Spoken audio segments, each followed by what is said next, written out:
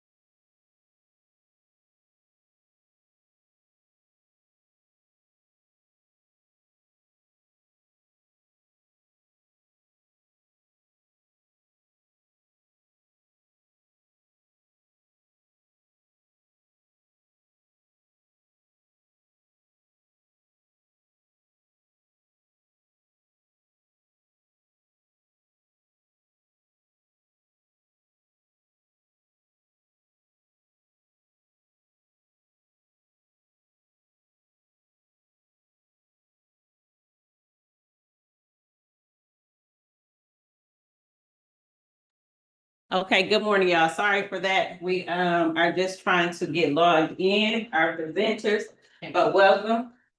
For y'all that have been here, for y'all who have not been here, welcome back. Either way, the welcomes are in order. Online, we welcome y'all. We normally just open up with the community prayer. So we did you have your hand? Oh, I'm sorry. I was just trying to raise my hand. So yeah, we will normally open up with the community prayer. So we're gonna do that. Lord, we come before you right now. Just thank you for this time. Thank you for this space. Thank you for the partners, the friends, the resources that are coming before us today. We pray that we are able to utilize them and share them with somebody else in the community. And we just thank you right now that this meeting will flow in decency and with order. In Jesus' name, amen. Amen. So, I ain't got no elevator music. But we got to sing something. Yeah, whoever got the songs, we can got it. Definitely not me. That's no. They ain't even back. I got a mic. No, I'm good. I'm good. Anybody online? That's what. That don't sound like we ready. Okay, Miss Jordan in the building. Where we go? There we go.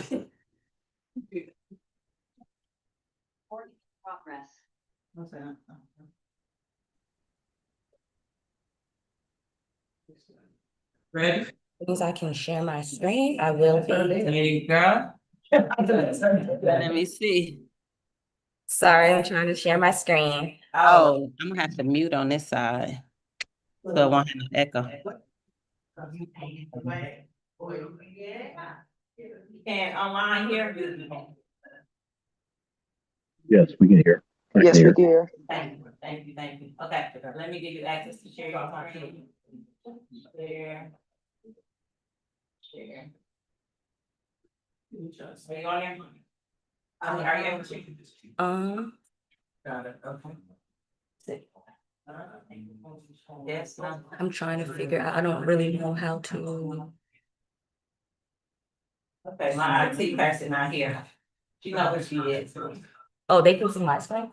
They can see your screen? Yes, we can see her screen. Oh, they said they can see your You screen. see this PowerPoint? No, we don't see the PowerPoint. We just see Yes. the. Okay. Okay, now we see the PowerPoint. Well, it's loading. It must be loading because it's just black. I would say, Jordan, mute your computer. Turn the computer back on. It said DC is sharing his screen. This one right here. It's just black. It's just black. Like we see her cursor moving.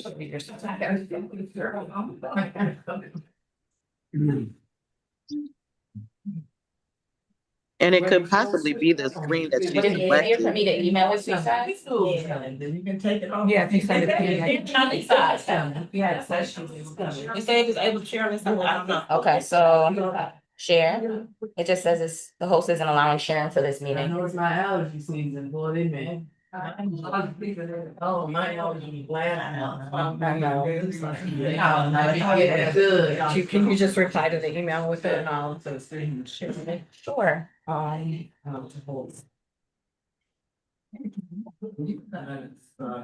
I'll keep saying it's not loud. Wait, try one more time. Not turned on.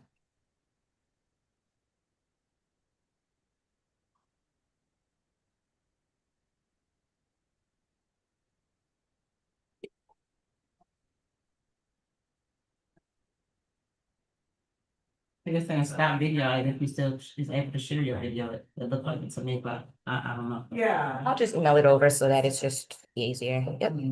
Okay, sorry, friend. Sorry for the wait. Try signing off. Signing off. That's a good idea.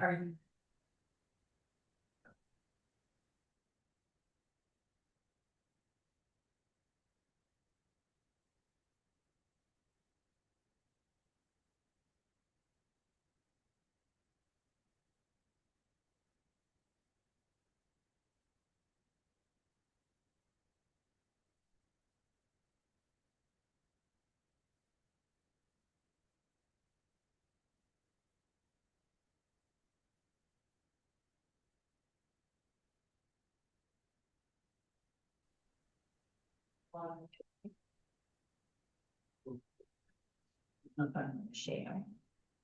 There. There we go. Can y'all see that? Oh, she's. No, There we Okay. go. We can Thank see. you, Tina. Yes, thank you. Now, open on April. Okay, oh my God, to do this way, this way. Okay. Oh, and I guess I wouldn't present her. We do have Ms. Jordan from Legal Aid, and she will be presenting on real estate. Estate plan. Estate plan. Yes, so let me admit her. She can get started whenever she likes. We need to do that. All right.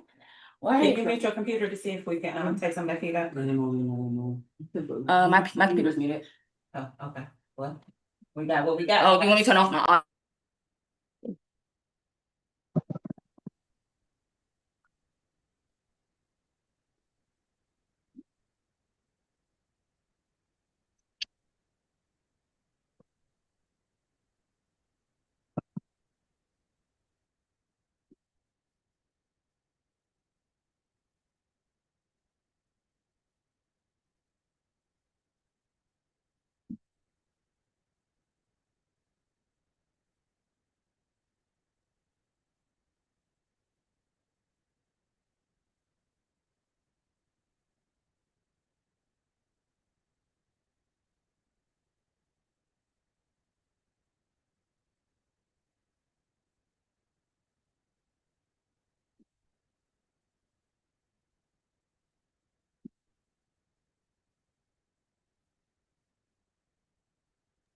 We can't hear anything.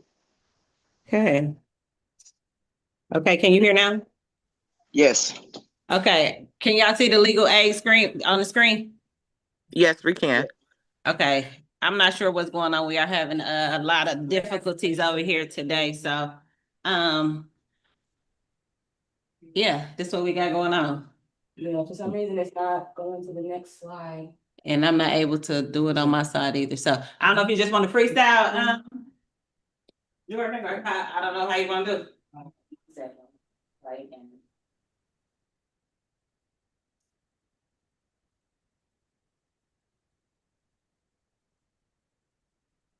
and all right, so I guess you might not be able to see my PowerPoint. We can share it, after the fact, but for now, yeah. Okay. All right. So sorry about that, that you won't be able to see my PowerPoint, but I will keep going. I'll try it one more time just to we can get it going.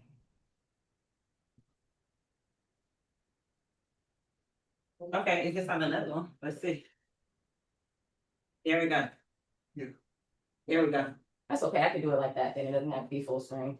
All right, so let's get, yeah, I'll go from here.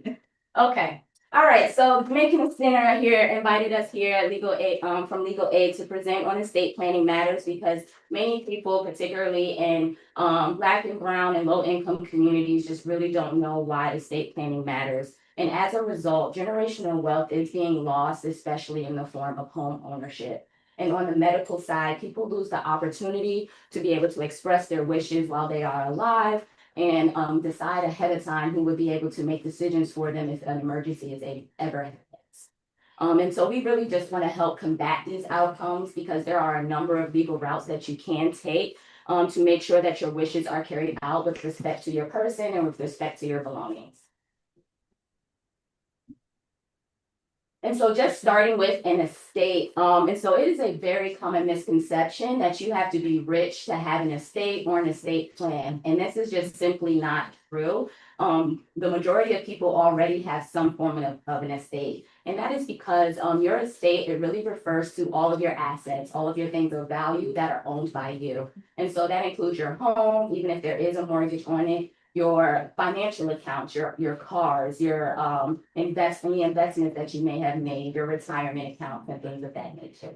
And also, of course, your jewelry and other sentimental items. So if you have any belongings, you have an estate. Having an estate plan ensures that your valuables are distributed the way that you want and to who you want when you have passed. And that includes also ensuring that you are going to be taken care of as desired while you are alive if something were to happen. And without a valid estate plan or an advanced care plan, you can be vulnerable to property division by state law, tangled title, heirs property issues, in which there's no clear owner of the home, and then an inability to dictate your healthcare matters, including choosing who will act for you and makes decisions for you and take care of you as you desire.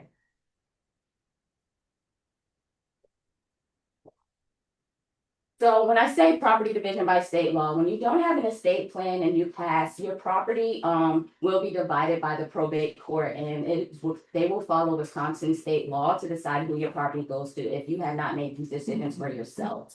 And Wisconsin state law says that it would first go to your spouse or domestic partner. If no spouse or domestic partner, then to your children. If no children, then to your parents, and so on. And so there are many people who really don't want the court to just decide who's going to get their things. If you really know who you want your things to go to, having an estate plan is the best way to go. And then when it comes to tangled title, heirs property issues, I'm really talking about there not being your title or your deed to your property not being clear. This is created when homeowners do pass without proper estate planning documents, when homeowners leave the home to multiple people, or when a generation passes and more heirs are able to inherit an interest in that home. And this really can be an issue because if your name isn't on the title or on the deed, you have no proof that you own the home. You can have difficulty repairing your home or being unable to refinance a mortgage. May not have access to homeowner programs like tax relief, and you may even be vulnerable to a forced sale of your home. And then on the healthcare side, it is a common misconception that your spouse or your next of kin, be that your child or your sister or whoever, would be able to make legal decisions for you if something were to happen to you. But unfortunately, Wisconsin does not have any next of kin laws. Yes, and so what that means is that no one has the automatic legal authority to make any decisions if an emergency were to happen. And if that is the case, then you would have, or your loved one would have to go through a court process in order to be able to make any decisions regarding your health care. If there are no documents in place that ahead of time that say who should be making these decisions for you, doctors will make the decisions that they believe are best for you until someone gets appointed by the court or until that paperwork gets in place. But without an advanced care plan, your next of kin can't even make the decision to discharge you. They can't make the decision to transfer you to another facility. They really can't do anything. Yes. Okay, so the important thing to know is get a medical director Yes. at the hospital that wherever your loved one is, just have it out there right now. If Absolutely. you're the daughter, the husband, or the next of kin that's in line, do that right away. Absolutely. It's gonna save a lot of time. It absolutely will. It absolutely will. Thank you for saying that. And I will talk about all of those medical directives that you can create so that you don't have those problems in the future. Thank you. All right, and so, which was a great transition to all of the legal routes that I will be talking about today. I'm starting with the asset side of things, so with protecting your estate. And there are a number of routes that you can take, including doing payable on death beneficiary designations, transfer on death deeds, termination of decedent's interest, a will, a trust, and a transfer by affidavit. And I'll go through all of those briefly. But first, I want to start with probate because one major benefit of completing an estate plan includes avoiding or simplifying the probate process, which can be long and expensive. So probate is the legal process of proving the validity of a will through court proceedings and making sure that your property is distributed according to your will. If there are no legal documents governing how a person's property will be distributed, an heir would still have to go through probate in order to come into legal ownership of that property. And it is in that place where Wisconsin state law would decide who your property would go to.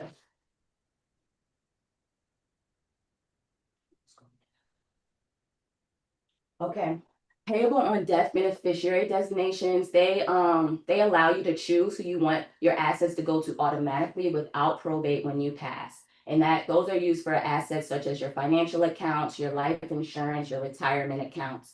And you're able to set up those payable on death beneficiary designations directly with your bank or your life insurance company by filling out a form that allows you to choose your beneficiaries and how you want that asset to be divided.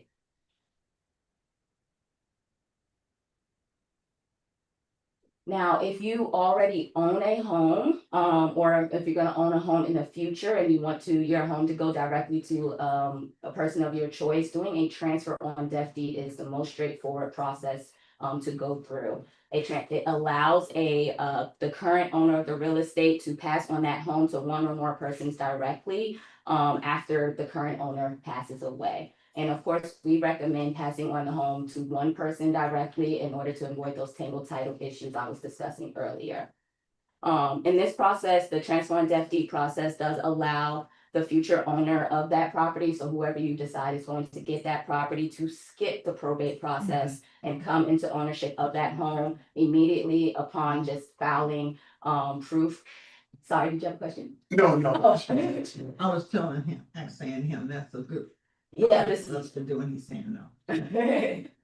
But yes, so it would allow the person that you decide that you want your home to come into ownership of that home immediately upon the filing of just proof that the current owner had passed away and a couple of other forms, and you do that for $30, and then the home would not go through probate. Okay. And completing a transfer on death deed does not affect your current ownership. While you are alive, you can do anything that you would want to do with your property, including sell it. And your beneficiaries don't have any say in that. They only would be able to, they only have a say in your property once you pass away. So if you do own your home jointly with someone, and usually people like with a spouse, or anyone else, it is really important that if that person passes away, it is really important to take their name off of the deed of the home so that clear ownership is established. And a termination of decedent's interest form does allow you to do that. Recording that form would show that you solely own the home, and that's really important because most mortgage companies, repair programs, other government programs, they require the acknowledgement of all of the owners on the record to do any changes with your home.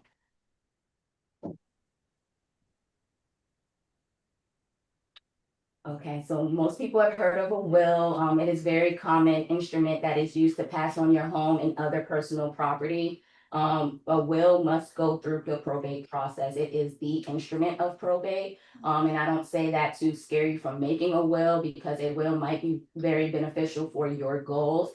Probate, what it really is like just court oversight on how your property being divided. And so depending on your goals, a will would still could be really beneficial to you. It is beneficial for passing on assets to minor children. In a will, you have to, excuse me, get some water here. In a will, you have to name a guardian for your child, and that guardian would be in control of that property until your child turns 18.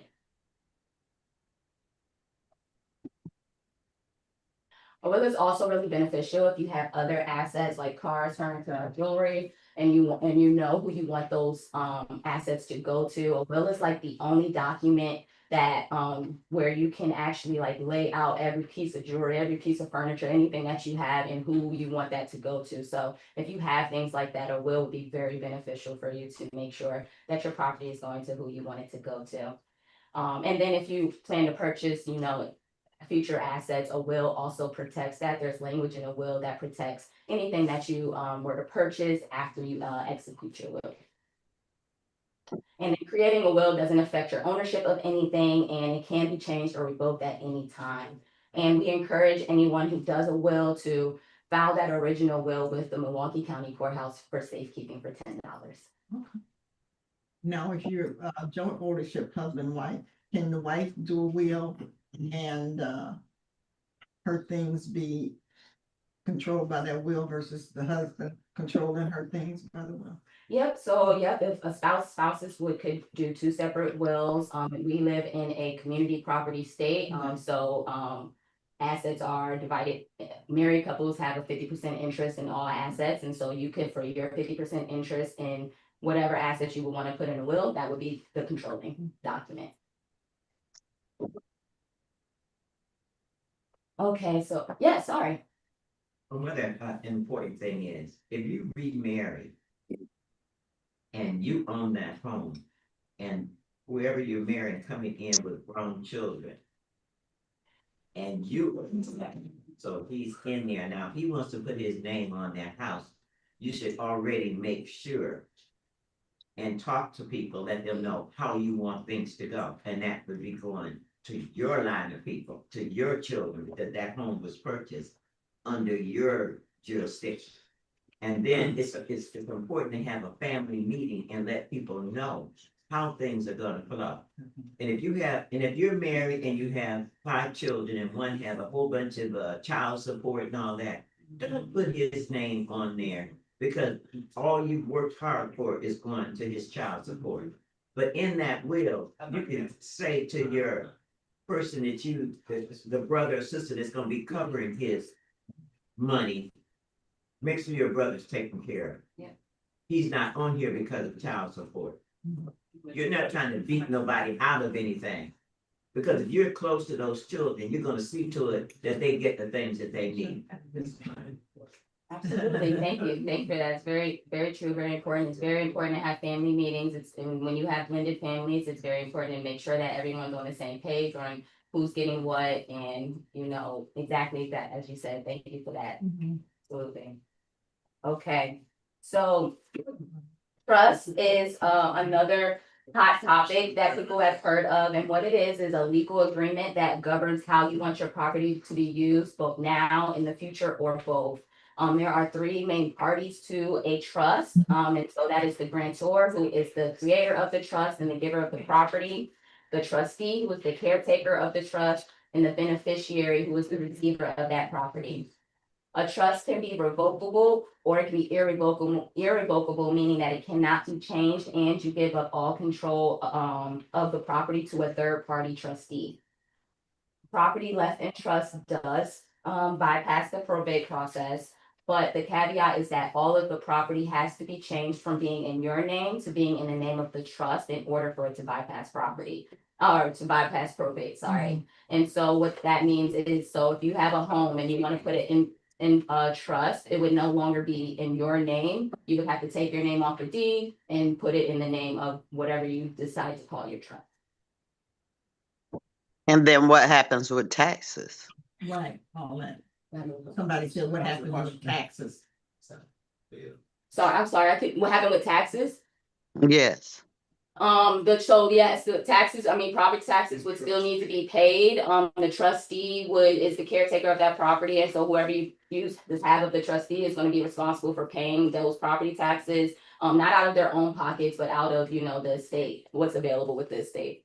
So you would, like, if you're currently alive, so you would put the money all in your trust, everything you get, like monthly, put it in the You trust? can. Okay. You can, yeah, that's what you can do. Trusts are really, a lot of people think that they need trust, and sometimes they are beneficial, but depending on what your goals are, there are other ways that you can meet your goals, because trust it's a complicated document. It is, but it has its pros and cons, just depending on what your goals are.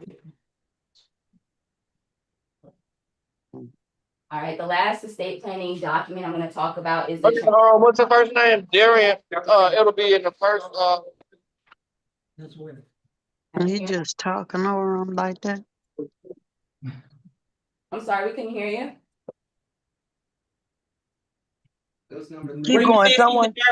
Someone joined and started talking. Could everybody online mute, please?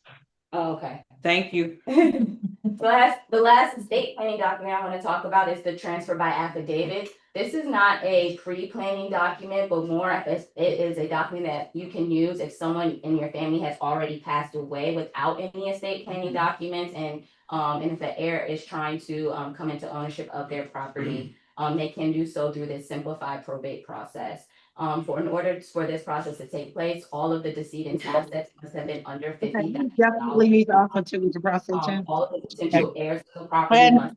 probably if you're ready to come in, he's in that second black car down at the edge of the. Crystal and Jarvis, could y'all mute y'all phone, please? You're gonna go all the way down? Hey, how are you? Crystal, Yes, oh, I'm sorry. can everybody mute their background if you don't have a question for the presenter, please? Hold on, let me move to another location real No, quick. just mute, please. Okay, wait, let me see where he at. Okay. Sorry about that, okay. Okay. We get the first one. Hey, you're gonna go all the way down. Transfer, You're gonna go using all this form to try to transfer the asset into their. Okay, you're gonna go all the way down. Balances of the decedent and transfer of the asset balance to any of the other heirs if necessary. All the way down. Hello?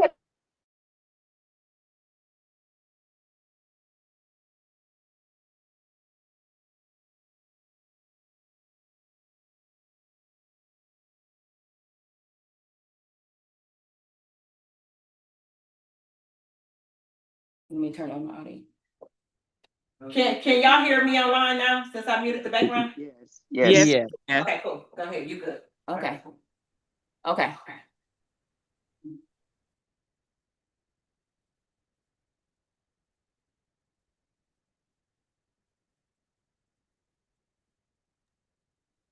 Now we can't hear anything.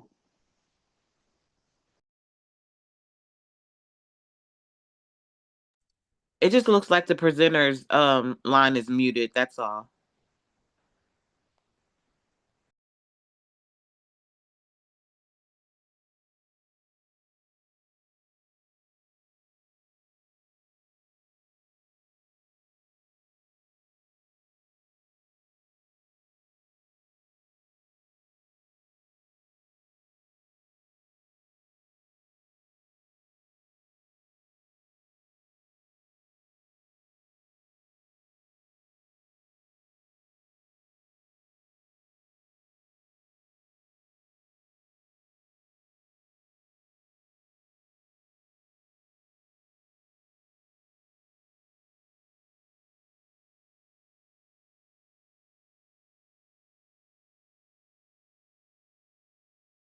No, what's going on? She was muted.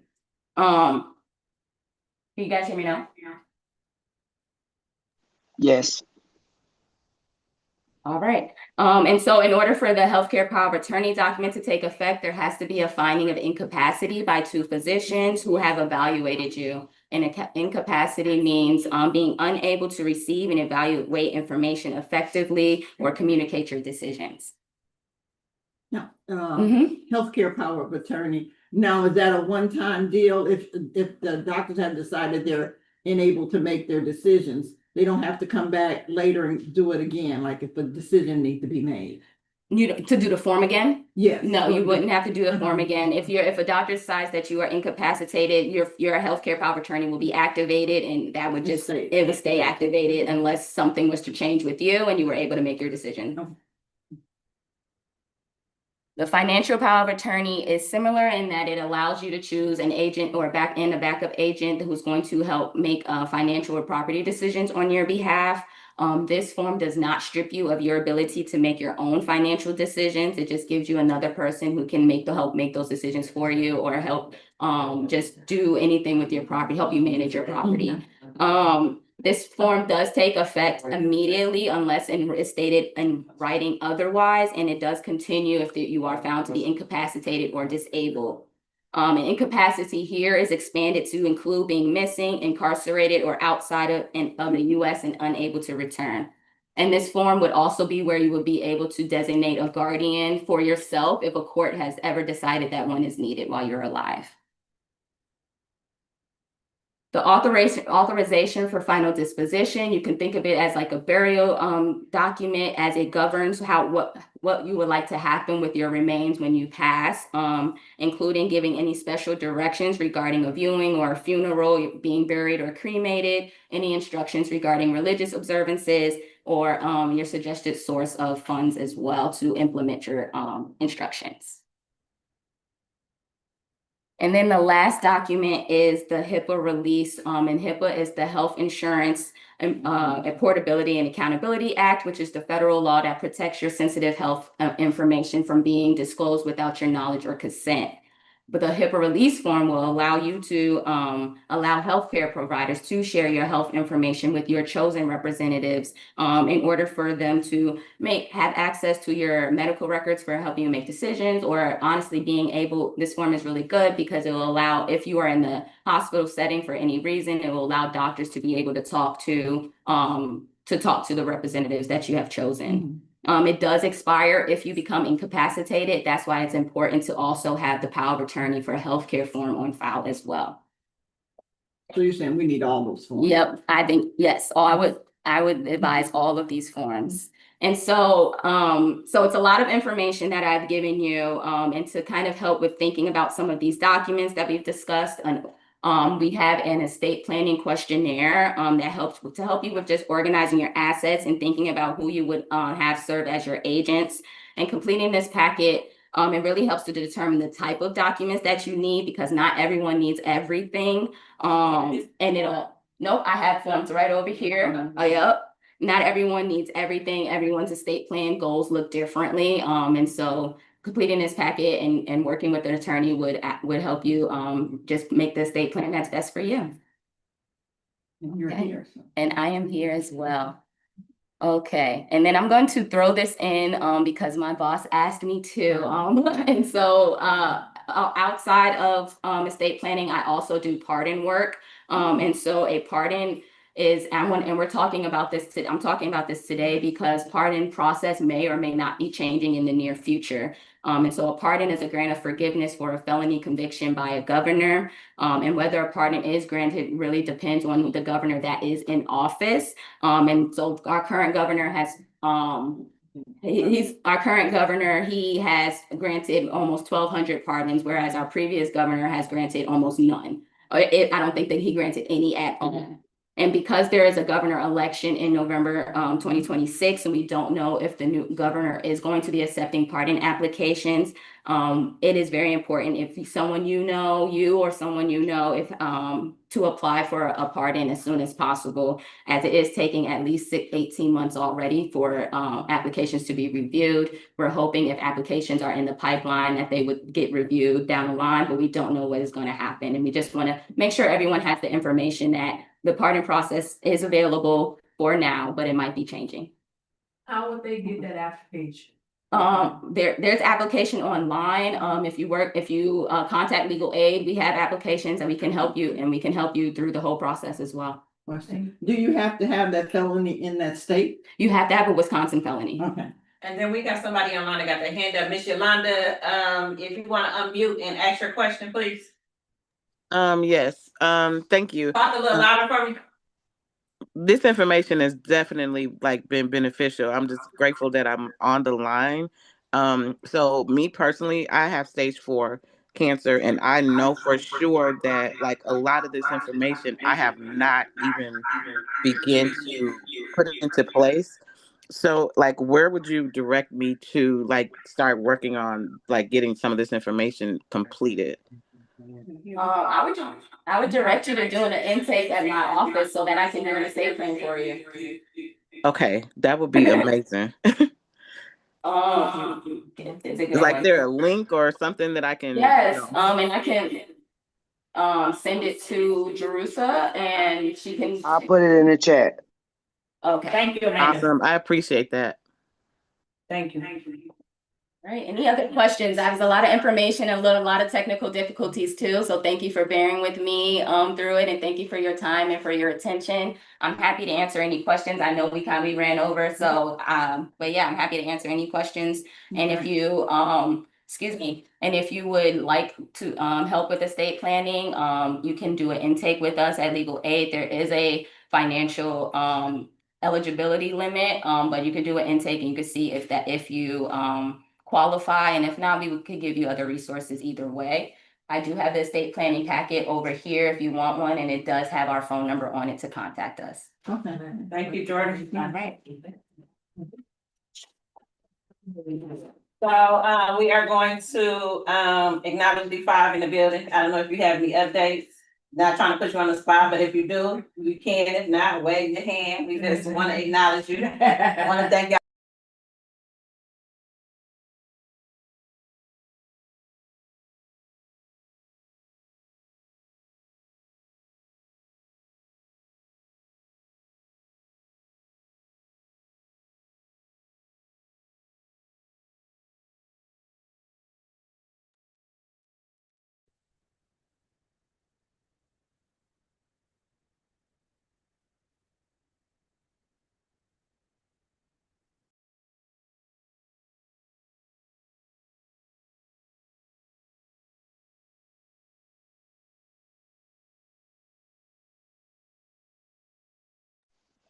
We can't hear, DC, unmute.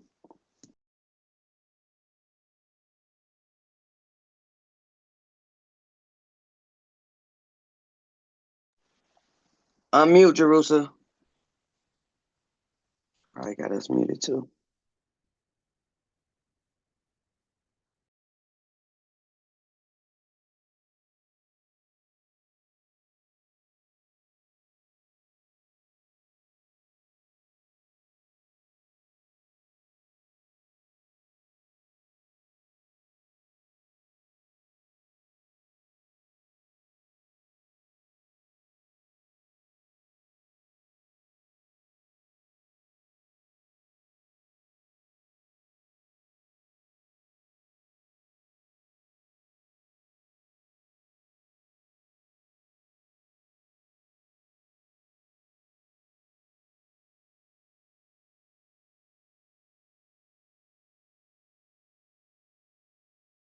I don't know, guys. Can y'all hear me now? Yes, it was because Okay, Jordan again, I don't know what is going on, we but was on Jordan's sound. Miss Barbara had her hand raised too. yeah, I just said, Miss, I was probably muted when I was saying that. Miss Smith, if you want to, go ahead and share. I think I don't even see her on here no more. Okay, yes. We're gonna come back to Miss Smith, then she rejoined. But in the meantime, in between time, we got Nicholas, he's gonna share with us. So I'll do a brief introduction of who I am. I'm the first my name is Nicholas X. Doherty.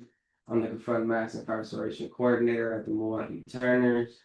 Essentially what we do is we monitor the legal landscape. We do a lot of advocacy.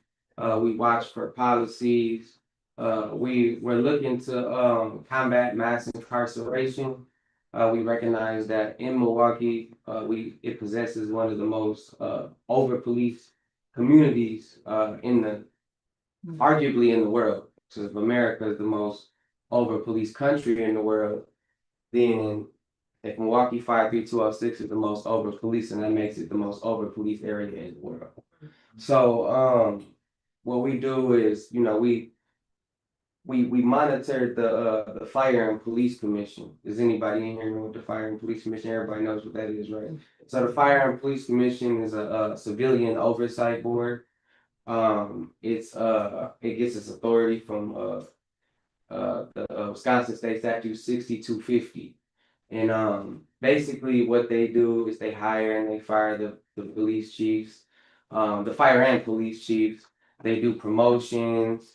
And these are supposed to be 9 civilians who sit on the board who also seek citizen complaints. And this is supposed to be a place where you can go and you can voice your complaints if you do have a concern with law enforcement or whatever. Or even some people, when they are, pleased with law enforcement, they'll go and they'll talk to the Fire and Police Commission about that. But I think what they asked me to do when I came here was talk a little bit about surveillance technology. So in Milwaukee, we're living I have a presentation race called Surveillance City. So what I'm gonna go over, and I only got 20 minutes, so I'm gonna try to go over it as fast as I can. But there's many different surveillance technologies that are currently being used, and we know that a lot of them are being used without policies. And when things are being used without a policy, Obviously, your privacy can be being invaded. You could be being surveilled. You could be being watched. You can be involved in legal activities, and you could be involved in political activities. You can be involved in political activism, and then you could be being surveilled. Police officers themselves could be being surveilled. So it's like this technology is very pervasive. They have access to it. They have fusion centers. There was a time when just fusion centers had access to this stuff, but now local law enforcement is starting to have access to this stuff. So the title of the presentation, you can't see it. It's called Surveillance City, Surveillance Technologies Used in Milwaukee. Now there's been a big controversy. I don't know if anybody's seen it on the news, but right now NPD is trying to acquire facial recognition technology. Is anybody aware of that? Yeah. So if you don't know what facial recognition technology is, facial recognition technology uses AI technology and biometric data to identify human faces, right? Facial recognition technology maps facial features from an image captured and then compares that information with a database to find a match. So they have a database of faces and they look up your biometric features and they match a face. Right?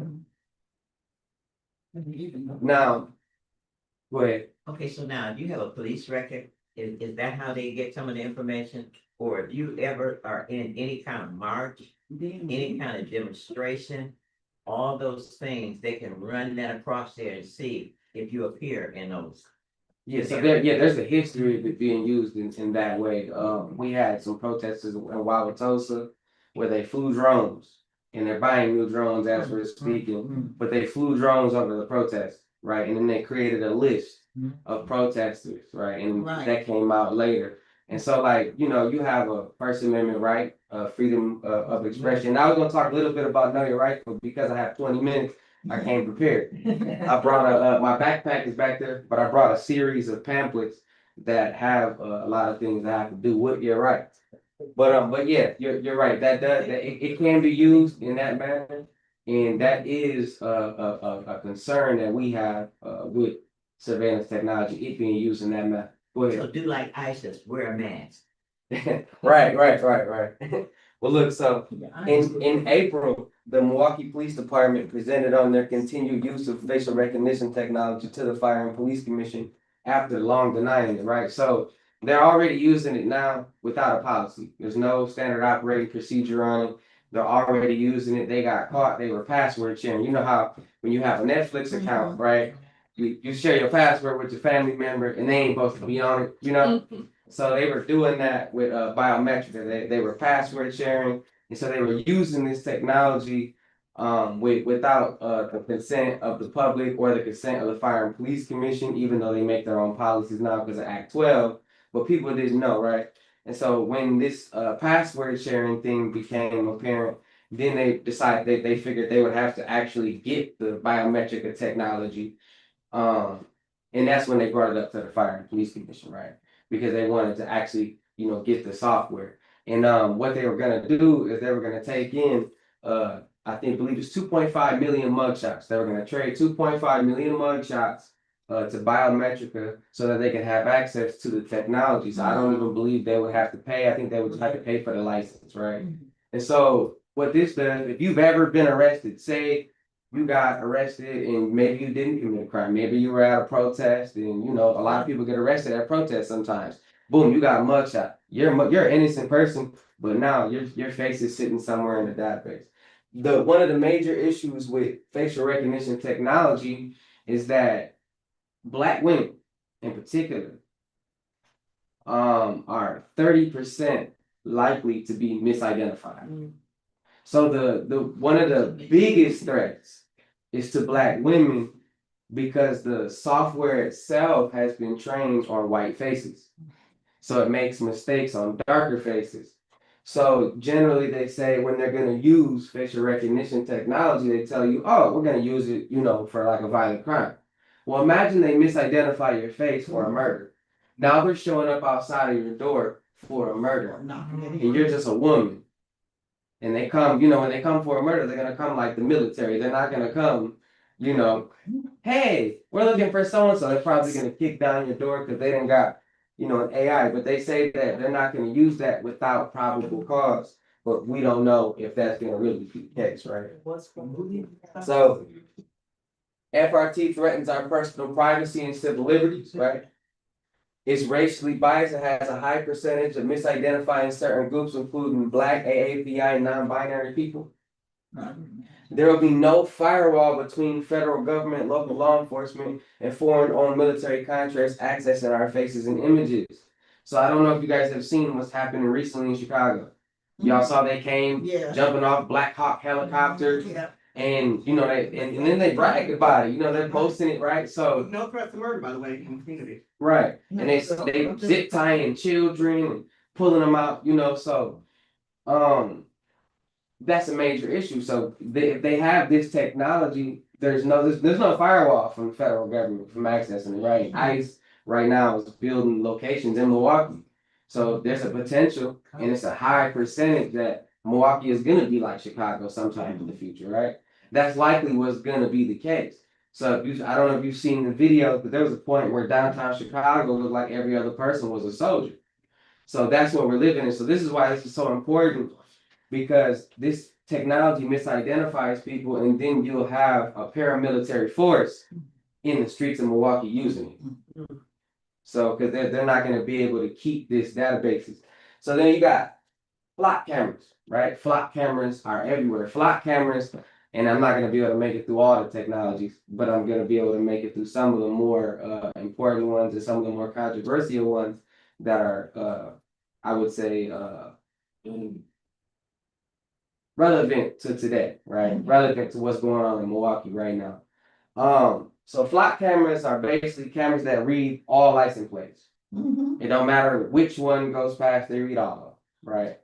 But people don't know that flock cameras, like they have, it depending on the software they have Nova, it can scrape up a lot of information about you just off your license plate. So you gotta remember, you're driving around the city and these flock cameras are reading your license plates. And some of these flock cameras, there's so much detailed information that they can establish a pattern of life. You know, they can say, oh, this person goes to work at this time, this person shops at this store, this person does this, right? And now they know your information, they can scrape your social media, they can build a network on you. Now you see how if you decide that you want to be an activist, or you decide that maybe I have a problem, my liberties was violated, or you decide that you want to do something in a social justice context, right? How this could be used against you, right? Now they got a whole network, they're watching your families, blah, blah, blah. And then you know that any technology that's in the hands of somebody who is racist, any technology in the hand of somebody who is racist, always going to be used in a racist manner. You know, so you have to always keep in mind that whoever's going to get the bare brunt of these technologies, it's always going to be us. It's always going to be people who are darker skinned, Black, Latino. We're going to be the ones who cast the bare brunt. So MPD has nearly 900 integrated cameras with real-time access, right? And they can follow you in real time with these cameras. In 2023, in Sedgwick, Kansas, police chief used flock cameras more than 200 times over a 4-month period to stalk ex-girlfriends. They're stalking their girls with it, right? This is how it's being used in other cities. So then we can go to ShotSpotter, right? ShotSpotter is a gunshot detection system that uses audio sensors to identify, locate, track gunfire in real time, right? Now ShotSpotter has been proved, and you can go and you can look at like wired.com and you can look at the percentage, right, of accuracy with ShotSpotter. And now they're saying that it's been updated. They're saying that now they use humans, right, to verify whether it's really gunshots. But you know, if you have a car tire blow, right, that registers in the ShotSpotter. Right? If you have construction going on, that registers in the ShotSpotter, right? So the problem, when it became controversial is in Chicago, right? In Chicago, you know, it'd sound like a gunshot happened, the police would respond, and it'd be, you know, innocent people. They're getting charged up by police officers that think that they may have been shooting, or they may have been involved in the shooting the whole time, it was, you know, construction, or it was a car tire that blew out. You know, this thing leads, and, you know, they place these shot spotters generally in minority communities, right? Generally in Black and Latino communities. That's where this technology is located, right? So you can see that you place this in an already over policed community, then you can see how this, especially if it's not active, how it would be used. So high false positive rates, frequently misidentified as fireworks, car backfires for gunshots, disproportionately deployed in Black and brown neighborhoods. 2021 MacArthur Justice Center study found that 89% of shot spotter deployments did not lead police to find gun-related crime, and instead contributed to over-policing of communities of colors. Go ahead. Okay, but generally when they had this shot spotter deal, it was because that was a high crime area. And statistics showed that there was a lot of activity going on in that area. Is that also true too? Yeah, I mean, I would say, I can't really answer that question, with certainty, but I do know that, you know, a lot of neighborhoods, especially in Milwaukee, have high crime in them, but the response to high crime, right? How do we respond to high crime? And I'm not against policing. I'm against crooked policing. Okay, me too. Right. So I'm not against policing, I'm against bad policing. Right. I'm against racist policing. I'm not against policing though. So there's good police officers that I know and I love. So, but I'm not against it, I'm just against it when it gets corrupt. That's the problem. And that's what's been happening nationwide. But what is the proper response, right, to a high crime neighborhood? That's the question. You know, the proper response to a high crime neighborhood is not more police. It's more resources. Go ahead. So we have a crime neighborhood. Yeah. I live down the street. Yeah. And I'm very grateful for Shot Spotter. I'm very grateful for the police officers that come to our neighborhood that respond to the Shot Spotter.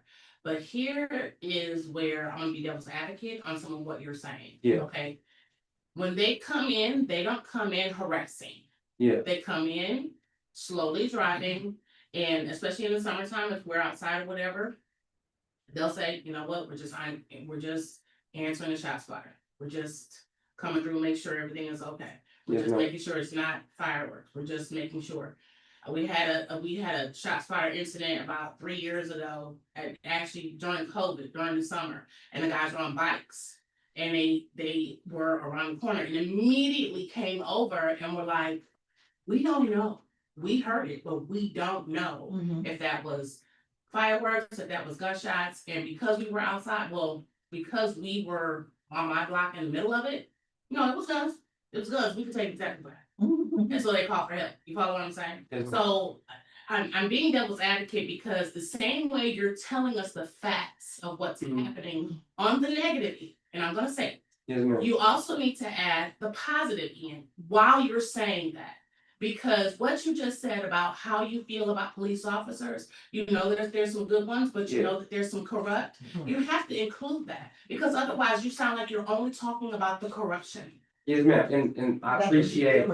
I'm gonna say, we already know there's good and bad, but there's overwhelmingly more corrupt over policing in Black communities. So that has to be outed, and it has to be focused on. So I agree with what you said. I am an activist. I am in the protests. I photograph the protests. I sell protest photography.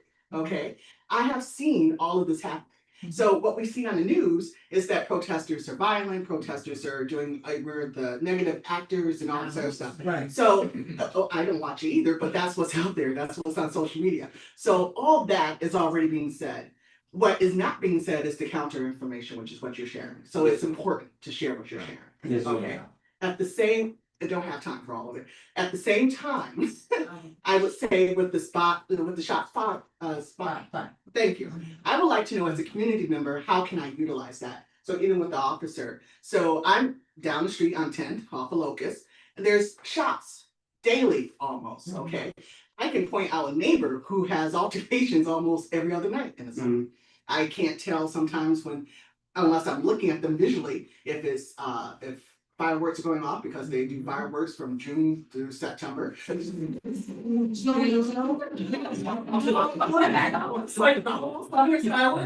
then again, you know, when they start screaming, I know it's gunshots, right? And it's when they're running up and down the street, it's gunshots, and it's probably a boyfriend, it's probably this, that. And the police do come through. And sometimes I'm sitting in my car and I just duck. It's like, what can I do? I'm just, Right. you know, I'm out here in the line of fire. And I do see the officers come through, and sometimes they'll see me. I'm like, I'm just gonna skedaddle into my house, you know. And I'm like, it came from that way, it came from this way, whichever, and let me get out. But how do I utilize the information as a community member to say, hey, officers, it's always this house right here? Yes, ma'am. Okay, how do you build a case for that? How do well what I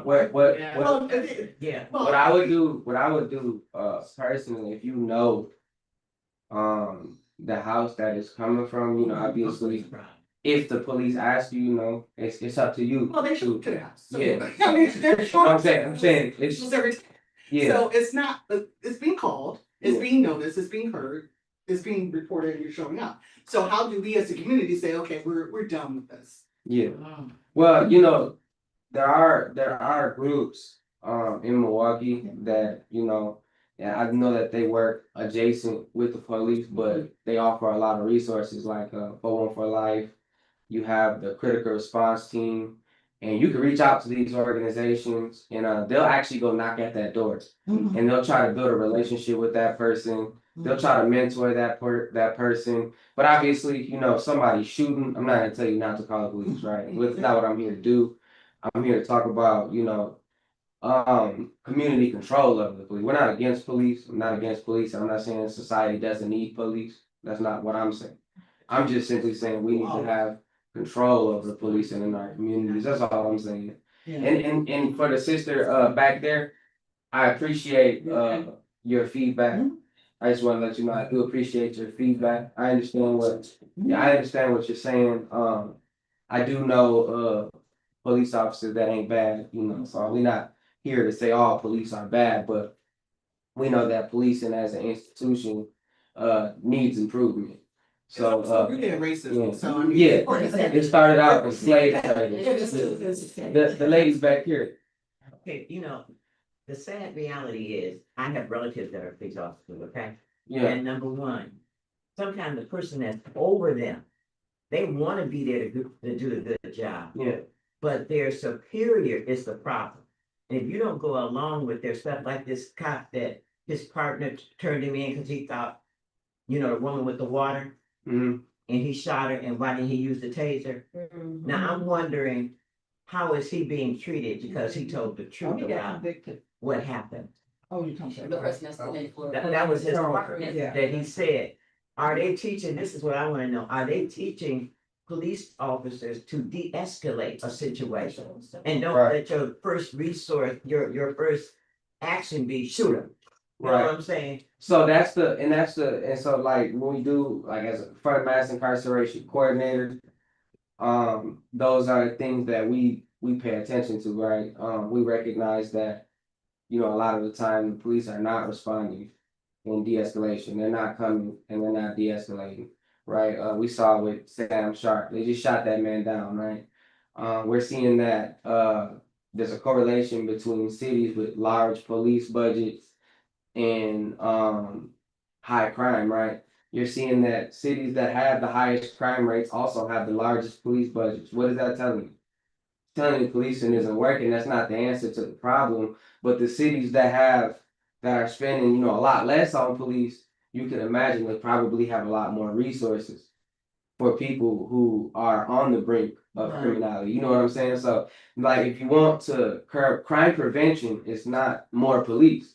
You know, crime prevention is giving families what they need so they don't have to commit crimes, right? A lot of our people in particular are surviving. You know, you cannot legislate survival. You know, you can put all the rules, you put all the laws you want to put on it, but you can't legislate survival, right? And so the police are coming into a neighborhood where people are literally surviving, right? And this is why they're doing the things that they're doing, because our people in our communities are surviving. A lot of them are have severe trauma. A lot of them, you know how it is in our communities, right? Mental illness, You know, and then when you look into the prison population, a good majority of them have mental illness, right? A good majority of people in prison either have diagnosed mental illness or they have undiagnosed mental illness. And so like the solution to every problem is always more police, more police, more police. But we're seeing more police is not working, right? And we're seeing that it's exacerbating the situation. It's exacerbating tensions between the community and the police. And my sister over here mentioned that, you know, policing as an institution, right? Any institution that was started out, right, as slave catchers. Right? Any institution that starts that way, right? That's the root of the institution, right? And so when you see the way that the Black community and the Latino community is handled by this institution, you can tell that that's the root of the institution, right? And so in our Know Your Rights training, we actually have that in our Know Your Rights training, right? So like I said, like we're not against, you know, police who are really just want to protect and serve the community. We, you know, all power to people like that. But unfortunately, we live in a society where a lot of the time, the police are just as corrupt as the person that they're chasing. And so they have access to certain technologies now where they can sit inside of a police department and they can monitor your daily activities, right? And your daily activities may be monitored for a criminal reason. It may be monitored because you're an ex-girlfriend of a police officer.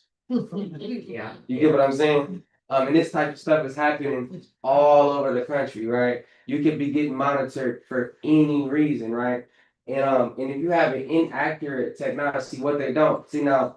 It's good that if the police show up, right, to protect people if shooting is happening, you know, in the community, right?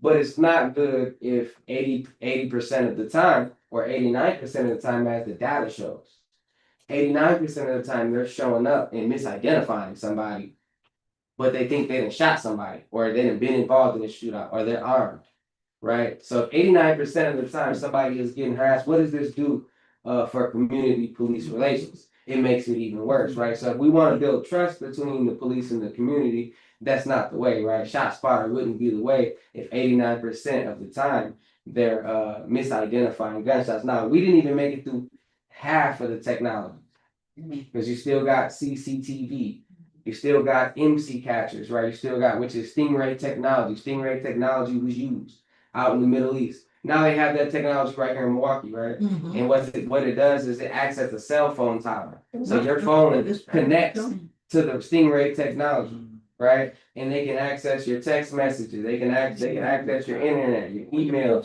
They can access all that, right? Police NPD has access to stuff like that. Or they can sit over here and they can see everything that's going on in this area with a stinger, right? And they were doing this during protests, and they bought it during the DNC, and I believe they got more during the RNC. So every time an event like that happens, they get more of this technology. The problem with surveillance technology is obviously, if nothing else should convince you, you should want your rights, right? You should want, you know, your Fourth Amendment right. You should want, because they're searching your device, right, without a warrant. Right, that's your property. Go ahead, man. Okay, when you think about it, the movies that we have been watching, like Enemy of the State, how old is that movie? 85. Now the reality now. And look at the Jetsons, that was the part two, the technology. Look at what's happening right now. So you know if they can make a movie about it, they can, it's real. But you do realize you gave it up 9/11, you said you'd rather have security versus privacy, right? Oh, no, I didn't say that. Okay, so that's- Doesn't mean. That's you? And then look at what's going on in our country today. Here you have intelligent people. Yeah. That are foregoing their intelligence and following after a man that you know is the president of the United States of America. Yeah. That's gonna go. And yet, he don't protect all citizens. He only looks out for some. Who does that? And I wanna end on this note. I know I got like maybe a minute left. I may not even have that. I want to finish on one point. One point. Look. Right.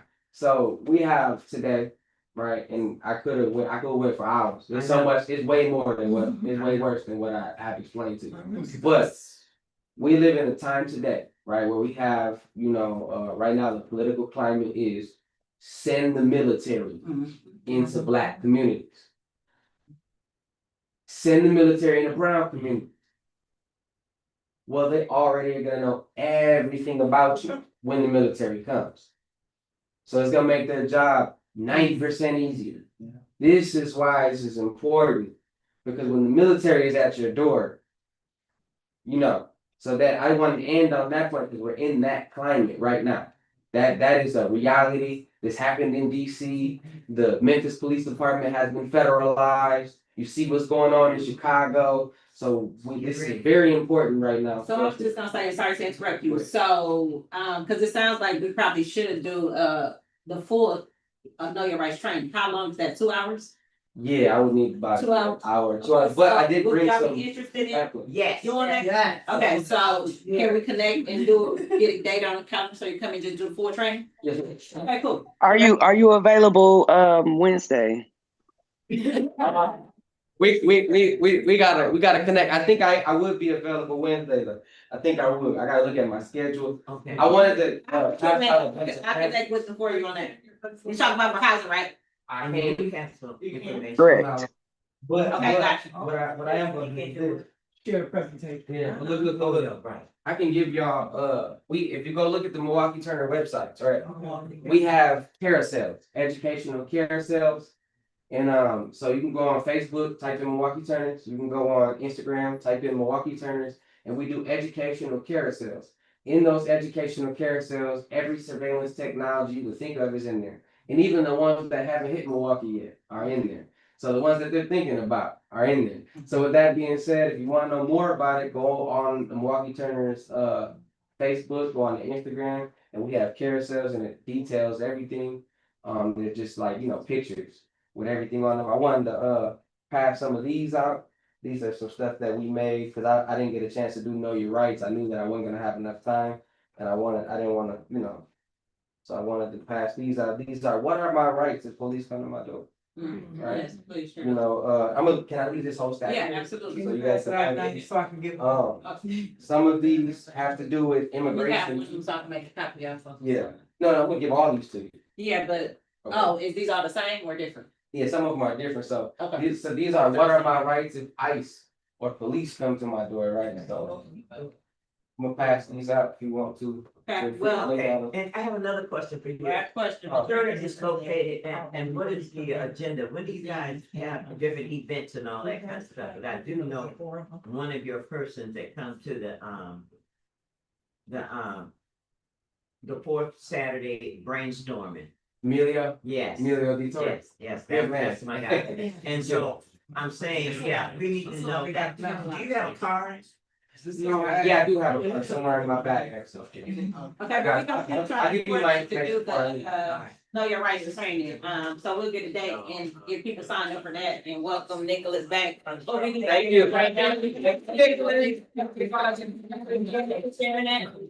got, Brittany. Where she go?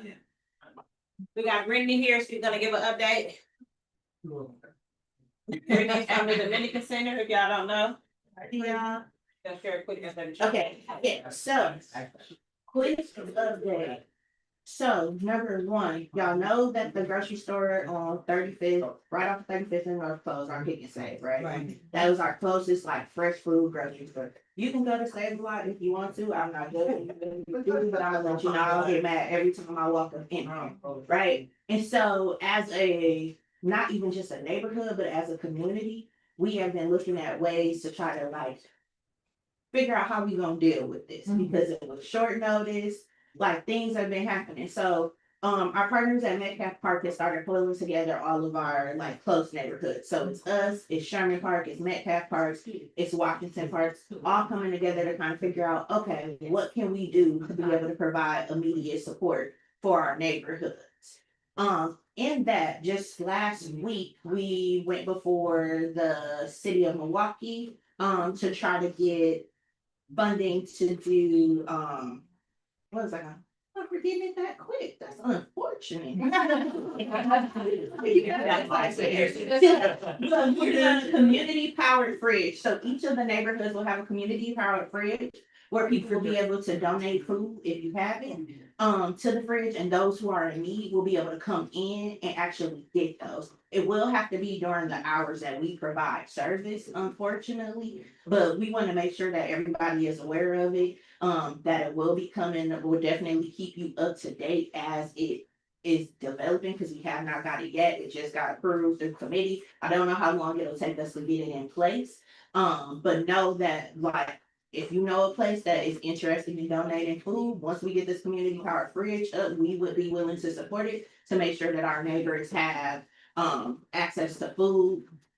Especially because we are getting ready to go through some hard times. Like, it's already been hard, but it is about to cold. Exactly, it's about to get cold and harder, and so it is going to be vitally important for us to make sure that we are providing people with support when and where we can. Are y'all looking around? I know some restaurants have that service already, like Triple B's, they have a refrigerator. Yes, so they are part of this Right, group. okay. They were our tester. Okay, To yeah. see how it works, and it's been going well. So I think conversation has been left. A lot of us have connections to some stuff, so we'll be able to put some things in. But we want to make sure that we are keeping a consistent flow of things for people when they come in, when they need. And I will let you know, we have people who come here already for diapers and wipes, so we know we're gonna get people through the door, and it'll be nice to be able to be like, hey, all right, do you have food needs too? Right. Just to make sure that we all are being serviced and served and are not going hungry. So where to come get them?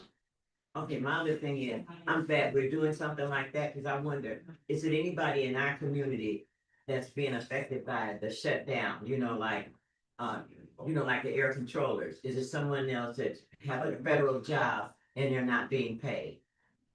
That need food? Are you asking us to bring food here? No.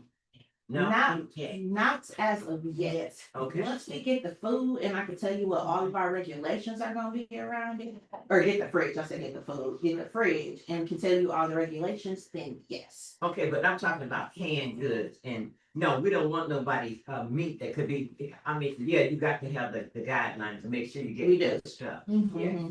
Do you have to have an ID because a lot of people come from everywhere? No, I feel like it's community, listen, it's community powered, we are getting ready to meet a lot of people in need. I do not think that we should be turning people away, like, it don't sit right with my heart. No, in New York, they have in community, they just have a refrigerator there, be outside the store and the park. And it's people donate food, boxes of food, canned food, and anybody want to come get it, they do. So with these, the ones that we're going with in particular, we won't be able to sit them outside. They're gonna freeze, they're gonna function, and we won't got the money for it. But we will have it indoors. That's why I was like, they would just have to come during the hours of our, like, we're here. Which is, You know what might be a good idea, and I'm just throwing this out there because I saw it yesterday and I heard it from somewhere, another state, is if, because you want to help everybody, right? We don't know what they have, don't have, but for the ones that are actually losing their EBT, if they bring their EBT card, then they give them something. Right. So Flotty Market is actually doing that today. If you take your EBT card, what they usually do is like a $10, whatever. and they've been doing a special thing because we have a partnership with them right now. It's 5-206. So I saw, yes, but I saw, Yes, it has been. I saw a post yesterday where it's extended, what you guys said, there's a $20 limit now. And all you need to do is bring your EBT card. And it's at Flotty Market. And I will say, one of the other things we are working on, don't have worked out just yet, and I imagine will be slower response considering everything that's going on, is trying to get the mobile market over here. One of the mobile markets, because there are multiple. So we are looking into that as an opportunity too. It doesn't play into the piece of you getting things for free, but it's definitely discounted from people who will have the dollars to be able to buy something, because food is expensive no matter who you are at this point. Right. Yes. Yes, ma'am. So a follow-up on this, and you partially answered, so I've been thinking about putting a refrigerator out on my block too, so people online have been turning those like neighborhood libraries, library boxes into like food shelters. So I've been thinking about either doing one of those or doing a fridge like I've seen it before. How are you guys sourcing your fridge? You've already said it's not for outdoors, but are you guys sourcing it? Yeah, so remember how I told you we're kind of working as a collaborative group? That is how the start is gonna be, but the whole point of it is really for it to be community powered, right? So it shouldn't just be the organizations. That's why I was like, as soon as we get everything worked out, we'll let you know, because if you have things that you'd like to place for people to be able to take, please do. Please do, because the need is getting ready to be very, very large. I was thinking also about like a home economics class that you can teach them how to make beans, how to do rice. Wait, to our next topic. Okay. Oh, the other thing though, so before we go there, because then this my last thing and then I can settle down. Okay. We have been taking a look at not necessarily like revamping our priorities, but refreshing them. And so, Tina, would you be able to share it? If not, it's okay. Then I might have to wait to, perfect. Thank you. Okay. So, we have changed up a little bit of what our focuses are, but everything basically is still the same, just cutting out some pieces that we have had long standing that we may not have been like doing any work towards to kind of clear that space for us to be able to really focus on like our key areas. So as we go forward, we will be focusing on housing and economic development, education and family well-being, and then hydroponics, and the key partnerships being with our residents in them. You can go to the next one. So in looking at it, we already have, again, it's not really us taking away the stuff we're doing, but more so making it more concise. Because if you go on our website, it's not very concise. So under housing and economic development, we have that block by block initiative, RON, which is the reclaiming our neighborhood. So if y'all don't know, we do like surveying of properties every year to kind of get a understanding of the condition of the homes in our neighborhood. And then our Amani Homeowner Initiative, which I know Miss Elizabeth has done a lot of work with. And also, I don't know if Cordella is on, but CDA has been doing a lot of work on in our neighborhood. And then we have this critical repairs pilot program. As we move forward with the education and family well-being, as before, we still have our computer classes. Our adult education classes have kind of been on hold because MATC has been trying to figure out what they are going to do. And they have had a harder time being able to find like teachers to help teach the classes. But the hopes is that still can move forward. And then just looking at environmental improvements. When we look at hydroponics, it is really like getting our residents trained in hydroponics. We have the ability to be able to do so, but also getting us equipped for those ag tech jobs that are on the way and kind of are in our neighborhood. I don't know if you guys are aware, but Century City has a whole like hydroponics like distribution center up there where they are growing like microgreens. You can find them in the grocery store. And it's odd that they're there. They need employees, but they haven't been reaching out to the community to make sure that our residents are aware and can take advantage of it. So just making sure we are preparing people for that. And then just along the lines how we just talked about the community powered fridge, that mutual aid support, just making sure like where we're finding the need, we are finding resources to be able to support it. So any questions about that? All right, then I am done. Thank you. Thank you. On that same note, so I know we talked before about Amani becoming an eco neighborhood. A few people signed up before, and we do have a meeting that we're trying to get with the city for next week to see the next step in moving forward. So if anybody is interested in being a part of the planning for the eco neighborhood, just basically like you were just saying this maybe to like bringing back the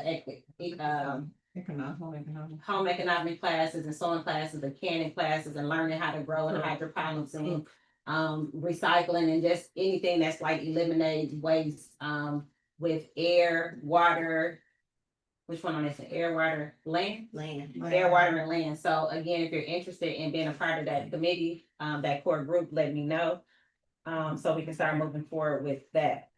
Let me see what else I have on here. If you have parking tickets within the city of Milwaukee, they are making an announcement saying that they are starting to tow vehicles. If you are not on a payment plan, you don't necessarily, and correct me if I'm wrong, I don't believe you necessarily have to be parked incorrectly or anything like that. If they scan your stuff or whatever, Right. you will get towed. So if you, yep, 5 or more tickets.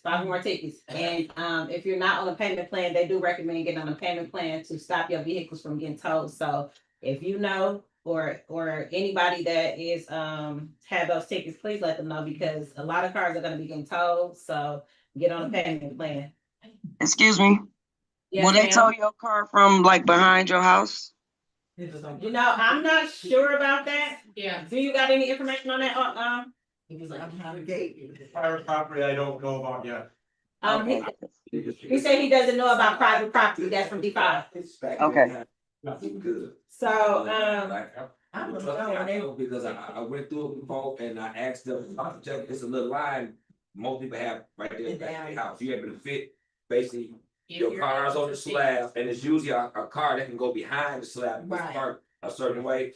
But it has to make sure it's a line there. I can't say what line it is, but it's the line right there. Right. Long as that car is on the other side of that line, it's really on their property on the other side of the line. I'm talking about, it could be a tow over there and they can go over there. If it doesn't, as long as it doesn't carry over into the alley, you're Yeah, safe. you're safe. so you hear that? As long as it doesn't carry By out to the alley. And this is a legend. We don't know. Just get on a payment plan, my friends. So legal aid is in our office on the 2nd and 4th Friday of each month. There is a little survey that he would like for people to fill out.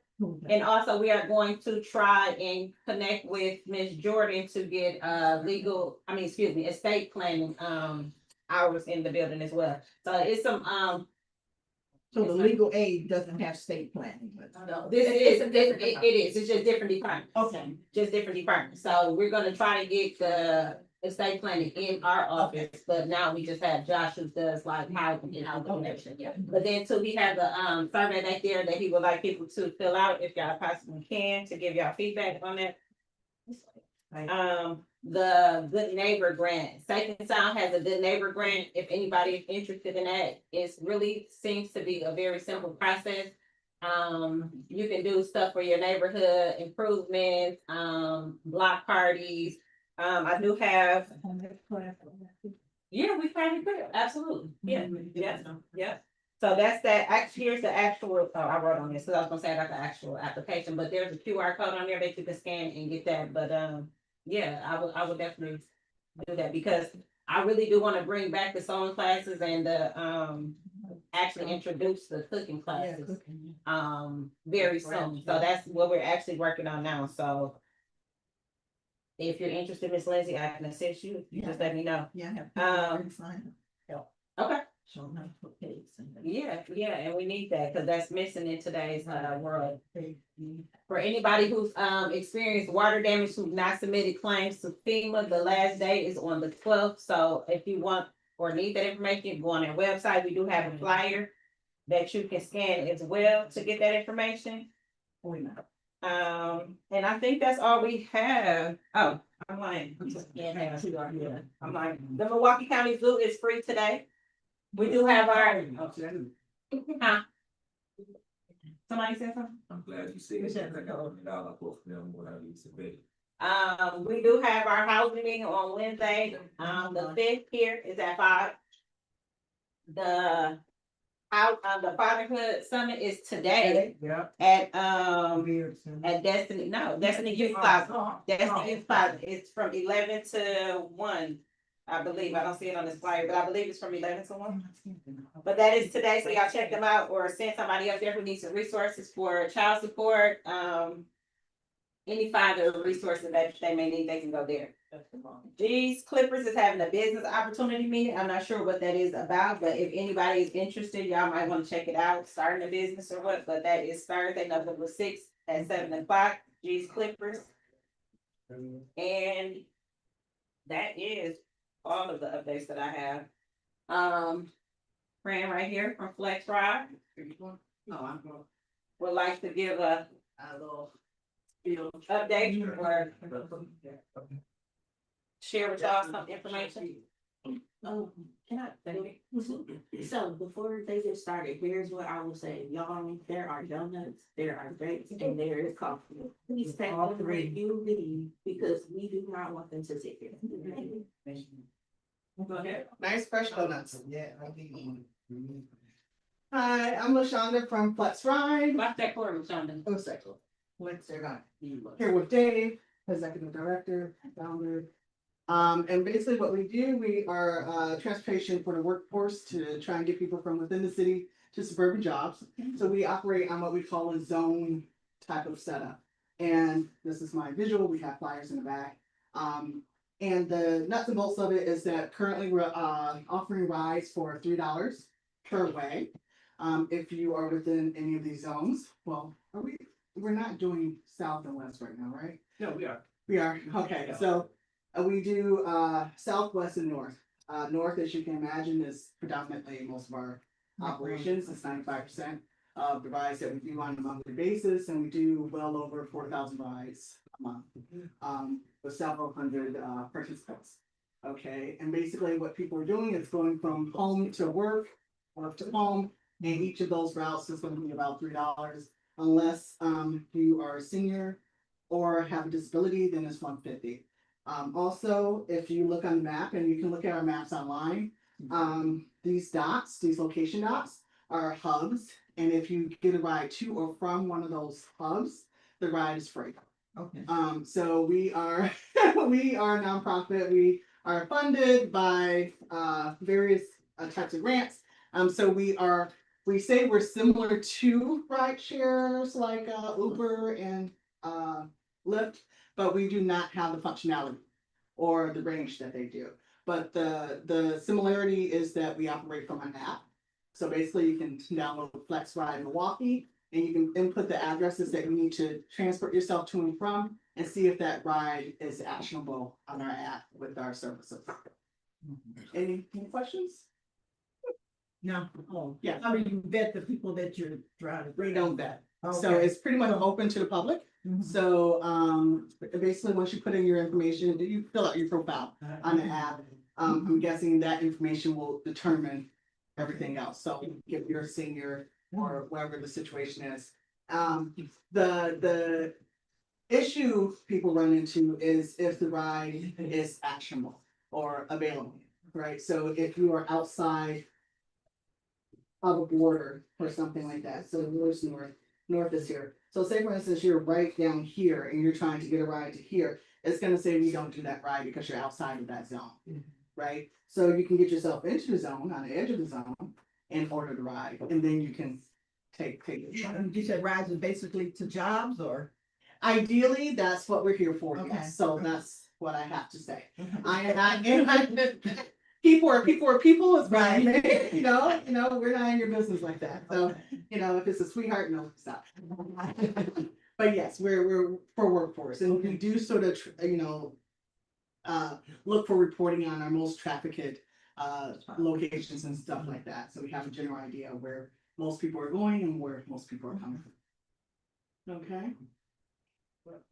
We're good. Pick up a flyer, share it with your community, especially here because this is where the meat of our people are coming from, and there's some options to get to some better paying jobs out in Menominee Falls or something like that. Okay. Thank you so much. So we are, did anybody else have anything to share before we close out? Hearing none? No. None? Okay. Online, do y'all have anything online before we close out? Hearing none. Well, I just thank y'all for joining us today. We will see y'all next month at this same location, same day, same time. Until then, y'all stay well, be safe, and have a good weekend.